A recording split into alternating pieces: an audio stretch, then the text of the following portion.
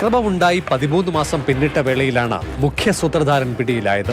കഴിഞ്ഞ വർഷം ഒക്ടോബർ 12 വൈകിട്ട് 3:30 കവിയൂർ പഴമ്പള്ളിൽ കവലയിലായിരുന്നു കേസിനാസ്പദമായ സംഭവം. ആഞ്ഞിലിത്താന സ്വദേശി മനീഷ് വർഗീസിനെ കൊലപ്പെടുത്താനായിരുന്നു നീക്കം.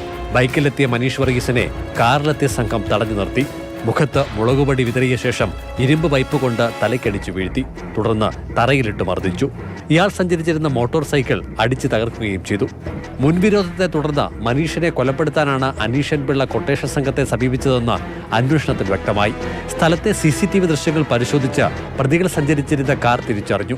തുടർന്ന് 1 മുതൽ 4 വരെ പ്രതികളായ അനിൽകുമാർ, വിഷ്ണു, സതീഷ് കുമാർ, റോയ് എന്നിവരെ ഒക്ടോബർ 23 രാത്രി അറസ്റ്റ് ചെയ്തു. 6-ാം പ്രതി അഭിലാഷ് മോഹൻ, 7-ാം പ്രതി സജു എന്നിവരെ യഥാക്രമം ഈ വർഷം ജനുവരി 10-നും മാർച്ച് 12-നുമായി പിടികൂടി.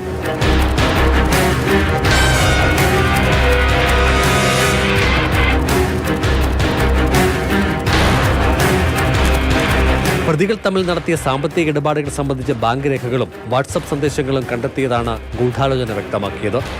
ആസൂത്രണത്തിന്റെ തിരക്കഥ വ്യക്തമായതോടെ അനീഷിനു വേണ്ടി ലുക്കൌട്ട് നോട്ടീസ് പുറത്തിറക്കി. കഴിഞ്ഞ ദിവസം ന്യൂസിലൻഡിൽ നിന്നും മുംബൈ വിമാനത്താവളത്തിൽ വന്നിറങ്ങിയ അനീഷൻ പിള്ളയെ തടഞ്ഞുവെക്കുകയും വിവരം തിരുവല്ല പോലീസിന് കൈമാറുകയുമായിരുന്നു. സർക്കിൾ ഇൻസ്പെക്ടർ BK സുനിൽകുമാറിനായിരുന്നു അന്വേഷണ ചുമതല. സംഘത്തിൽ SI Muhammad Salih, ASI Ajikumar, senior CPO Akhilesh എന്നിവരുമുണ്ട്. മാതൃഭൂമി ന്യൂസ്, പത്തനംതിട്ട.